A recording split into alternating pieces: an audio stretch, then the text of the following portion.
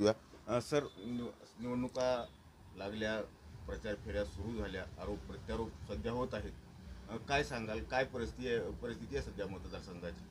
आम्ही उदगीर विधानसभा मतदारसंघामध्ये सध्या गावभेट दौरा जनसंवाद चालू केलेला आहे.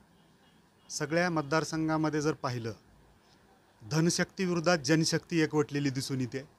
गावोगाव आम्ही जेव्हा जातो, कार्यकर्त्यांचा, सहकाऱ्यांचा आणि पक्षाला सपोर्ट करणाऱ्या लोकांचा, शरदचंद्र पवार आणि विलासराव देशमुख साहेबांच्या विचाराचा मतदार उदगीर मतदारसंघामध्ये आहे. त्यामुळं प्रचंड असा प्रतिसाद आहे आणि प्रतिसाद पाहता या ठिकाणी तुतारी ही 23 तारखेला वाजते असं दिसून येतं. अत्यंत गोपनीय पद्धतीनं सध्या तुमचा प्रचार होतोय असं मतदारसंघात चर्चा आहे.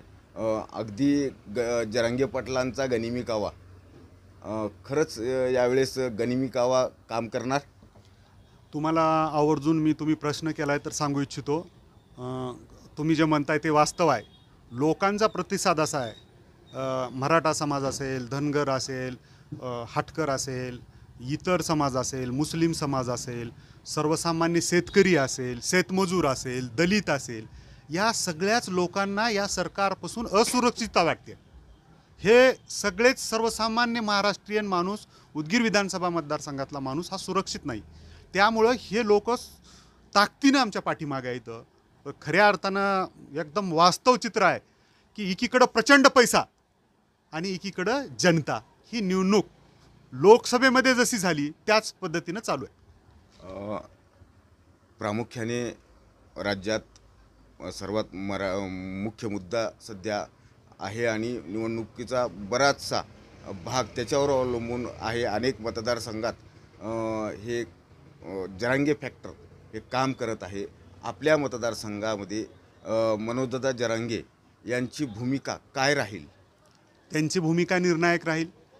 कुठल्याही एका समाजावर कधीच निवडणूक होत नसते, पण एखाद्या समाजानं सर्वसामान्यांच्या मागण्यांसाठी जेव्हा न्याय हक्कानं लढा उभा केला गेला, त्या लढा उभा केल्या गेल्यानंतर तिथं जे अमानुष लाठीमार करण्यात आला त्याचा सर्वच जनतेनं निषेध केला आणि त्या संदर्भात मनोजदादा जरांगे पाटलांवर SIT लावण्याचा विधानसभेमध्ये प्रश्न आल्यानंतर आपल्या स्थानिकच्या उमेदवारांनी त्याच्या समर्थनासाठी बेंच वाजवला, टाळ्या वाजवला. त्याचा प्रचंड रोष उदगीर विधानसभा मतदारसंघामध्ये आहे आणि तो रोष कोणीही कमी करू शकणार नाही. तो मतदानातून दिसून येणार. सध्या OBC समाजासंदर्भात OBC समाज सध्या OBC समाजाला आपण सध्या कशा प्रकारे समोर जातो? OBC समाजसुद्धा तुम्हाला सांगतो पूर्ण ताकदीनं सोबत आहे. त्यांनाही माहीत आहे की आज जे आरक्षण त्यांच्याकडे आहे त्या आरक्षणाच्या माध्यमातून जे सरकार कंत्राटीकरण करतं आहे त्याच्यात काही नाही. या ठिकाणचा OBC समाज हा मुख्यतः शेतकरी आहे. शेतमालाचे भाव हा मुख्य प्रश्न आहे. जाती आणि धर्माच्या नावावर मताचं ध्रुवीकरण करून यांनी सत्तेमध्ये येऊ पाहत आहेत. पण जो शिकलेला आहे, वेल क्वालिफाईड आहे, तो OBC समाज, NT समाज, धनगर, हाटकर, रेड्डी हा समाजसुद्धा महाविकास आघाडीच्या पाठीमागं भक्कमपणे उभा आहे. विकास आणि धर्म ह्याच्या पुढे जाऊन आता निवडणुका हे जातीवर होत आहेत का? सध्या विकास, धर्म, जात ह्याच्यापेक्षा सुद्धा पलीकड लोक, सर्वसामान्य माणूस, शेतकरी, कष्टकरी हे असं म्हणतंय की त्या विकासाचा स्पर्श आम्हाला झाला नाही. विकास, तुम्ही इमारत बांधली, त्या इमारतीतून मिळणारा, सर्वसामान्याला मिळणारं राशन कार्ड हे महाग झालं इमारतीतून. त्या पंचायत समितीतून सर्वसामान्य मिळणारा गोठा, विहीर ही महाग झाली. ती इमारत महत्त्वाची नाही, त्या इमारतीतून येणाऱ्या योजनाही सर्वसामान्यांसाठी आहेत का, या महत्त्वाच्या आहेत. आउटपुट महत्त्वाचं. आता मुख्य लढत तर सध्या सुरू आहे. आरोप प्रत्यारोप होत राहणार आणि सध्या होतच आहेत. तुमच्या तर्फेही आरोप होत आहेत, त्यांच्यातर्फेही काही आरोप प्रत्यारोप होत आहेत. मात्र या निवडणुकीत कुठंतरी मुद्दा विसरला आहे का? कुठल्या मुद्द्यावर ही निवडणूक होते काही सांगता येईल का? या महाराष्ट्रामध्ये स्पष्ट भूमिका महाविकास आघाडीची आहे. धर्मनिरपेक्ष सर्वसमावेशकता हा मुद्दा आहे. महाराष्ट्राच्या जनतेनं तोडफोडीच्या राजकारणात कंटाळलेली आहे. शेतकरी, सर्वसामान्य माणसाला जे दर या ठिकाणी अपेक्षित होते ते मिळाले नाहीत. महागाईवर नियंत्रण जे अपेक्षित होतं ते मिळालेलं नाही. सर्वसामान्य माणसाला जे रोजगार उपलब्ध व्हायला पाहिजे होता ते मिळालेलं नाही.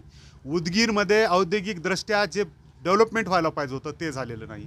उदगीरमध्ये सिंचनाच्या बाबतीमध्ये जे प्रगती व्हायला पाहिजे होती ते झाली नाही. त्यामुळं महाविकास आघाडीचे मुद्दे स्पष्ट आहेत. पंचसूत्री लोकांसाठी जीवनदायी ठरणार आहे. जिसकी जितनी भागीदारी उसकी उतनी हिस्सेदारी. जातीय जनगणना करणे, जनगणनेच्या आधारे आरक्षण देणे स्पष्ट आहे. कुणावर अन्याय होणार नाही.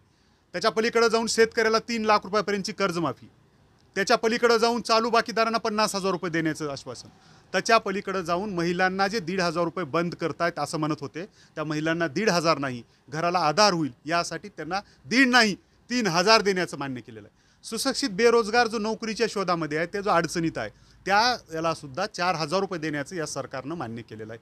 अनेक चांगल्या योजना हे सरकार येणाऱ्या काळामध्ये करू घातलेलं आहे आणि लोकांना हे अपेक्षित आहे. 2014मध्ये ज्यावेळेस 5200-5300 रुपये सोयाबीनचा भाव होता, त्यावेळेस हे सरकार 6,500 रुपये भाव मागत होतं. पण आज त्यांची सत्ता आल्यानंतर या महाराष्ट्रामध्ये सोयाबीनचा दर 3,500 4,000 4200 रुपयाकडे आहे. शेतकऱ्याकडे जायला यांच्याकडे तोंड, मतं मागायला यांना तोंड नाही. मराठा समाजाकडे जाऊन यांना मतं मागायला तोंड नाही. यांना धनगर हाटकर समाजाकडे जाऊन मतं मागायला तोंड नाही. यांना अल्पसंख्याकावर करत असलेल्या बोलण्यावर यांना मतं मागायला तोंड नाही. यांना व्यापाऱ्यावर जे GST लागले व्यापाऱ्याकडे जाऊन मतं मागायला तोंड नाही. तरुणांकडे जाऊन मतं मागायला यांना तोंड नाही. त्यांना नोकरी नाही. सगळ्या आघाड्यावर हे सरकार सबसे लापेशी आहे. त्यामुळं महाविकास आघाडी फिक्स आहे. महाविकास आघाडी फिक्स आहे. महाविकास आघाडीचाच उमेदवार निवडून येणार असं ठाम मत कल्याणजी पाटील यांनी मांडलं. पाहूयात येणाऱ्या काळात, अजून काही दिवस प्रचाराचे बाकी आहेत. माधव रोडगे, स्वराज माझा न्यूज, उदगीर.